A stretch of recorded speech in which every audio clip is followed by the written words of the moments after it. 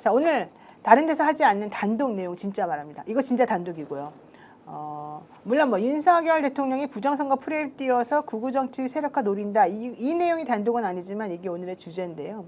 윤석열 대통령, 윤석열 씨라고 부릅시다.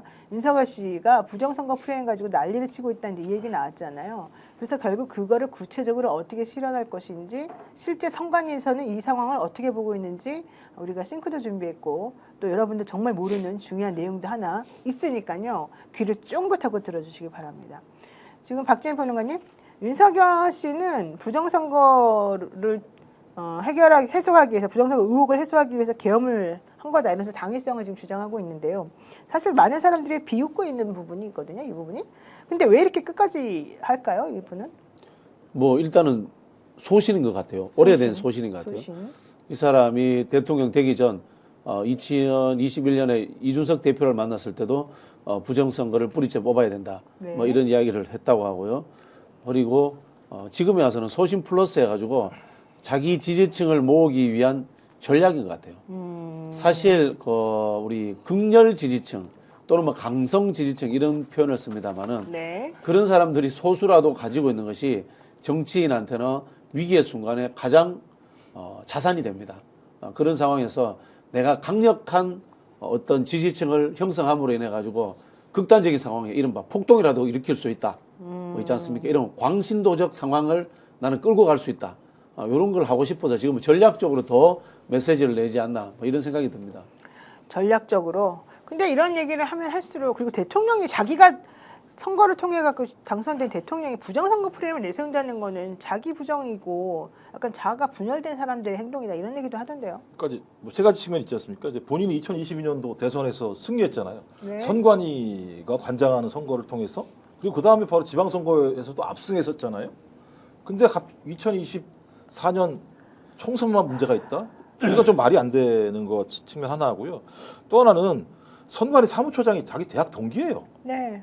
동기 앉혀놓고 본인이 부정선거에 대해서 의심했다 그러면 2년 동안 뭐 했습니까? 그거 다 확인을 해봐야 되는 거고, 그다음에 법원에서 다 판결이 났잖아요. 네. 부정선거 아니라고. 저는 그래서 아까 그 박진영 교수님 말씀하신 것처럼 중장기적으로 정치 지지 세력을 확보하기 위한 어떤 극우 지지층들을 단합시켜서 이 현재 심리 기간 동안 사회적 혼란을 야기시키는 거 하나 하고요.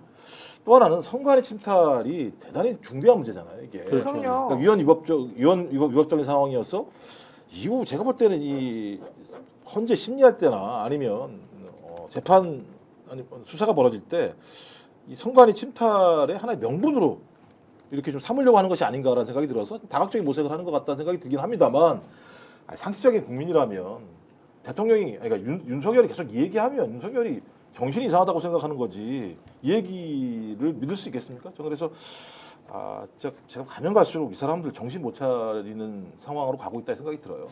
이게요, 재밌는 거는 무속하고도 연결돼 있어요. 올해 6월 달에 네. 천공이라는 사람이 네. 유튜브 강연을 합니다. 거기에서 선관위, 국정원 이야기하면서 선거 부정이 조직적으로 진행되었다. 그 이야기를 합니다.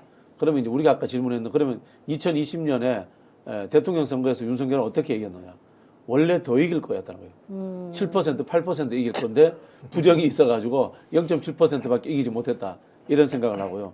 더 재밌는 거, 똑같이 질문을 합니다.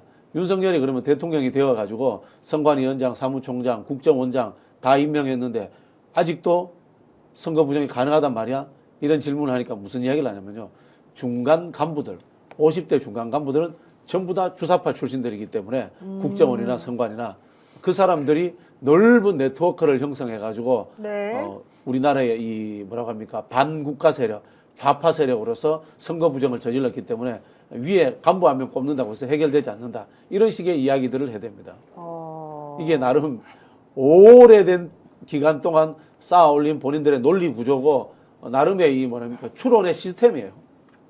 그다음에 이제 또 천공 6월달이 원이라면 오늘인가 어제 또 천공이 시즌 2 발언을 했는데, 맞아요. 하늘이 내놓은 대통령은 윤석열이다 이렇게 얘기를 했고, 앞으로 3개월이 어마어마하게 중요하다라고 얘기를 했어요. 그런 말은 나도 하겠다. 3개월이 중요한 거 맞잖아요. 근데 이제 날짜를 특정을 했습니다.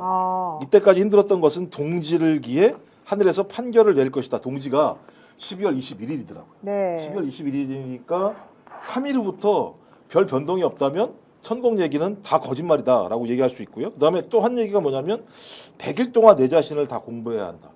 그러니까 저는 이게 부정선거를 통해서 100일 동안 싸우라는 얘기인지 잘 모르겠고 그냥 부정선거 얘기하는 내용들이었었고요. 그다음에 동지를 기해 정리가 되기 시작할 것이다. 네. 내년 설 안에 정리가 되면 윤 대통령이 앞으로 가는 길은 힘이 바뀌어 버린다. 그래서 이거 이건 제가 농담 같은 추정입니다만 천공만 믿고 정신 못 차리고 다시 개기기 시작했나? 윤석열이라는 사람이 네. 이거 이제 저는 뭐 이건 신뢰할 수 없는 뭐 말입니다만 이 정도 얘기를 했으면은 김건희도 듣지 않았을까요? 김건희가 듣고 자기 남편한테 이 얘기 안 했을까요? 그래서 만약에 진짜 이게 사실이라면 뭐 진짜 골치 아프다 진짜. 스픽스는 말하는 언론입니다. 대세는 유튜브, 그중에서 스픽스.